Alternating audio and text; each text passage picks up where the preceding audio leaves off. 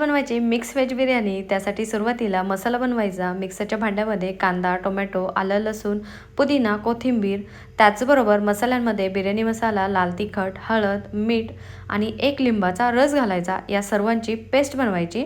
भाज्यांमध्ये बटाटा घ्यायचा, फ्लावर घ्यायचं, टोमॅटो घ्यायचा, वाटाणा घ्यायचा, चौकोनी कट केलेला कांदा घ्यायचा, बनवलेली पेस्ट या सर्व भाज्यांना मिक्स करून घ्यायची.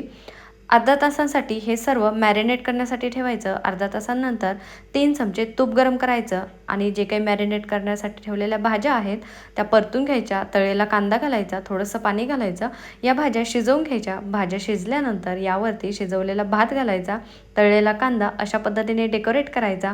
थोडासा बिर्याणी मसाला घालायचा, गरम मसाला घालायचा, कोथिंबीरीची पाने, बाजूने तूप सोडायचं. त्यामुळे आपली बिर्याणी खमंग होते. आणि यावरती झाकण ठेवून अर्धा तासांसाठी बिर्याणीला दम देऊन घ्यायचा. अर्धा तासांनंतर बिर्याणीचा खूप छान असा सुगंध येतो.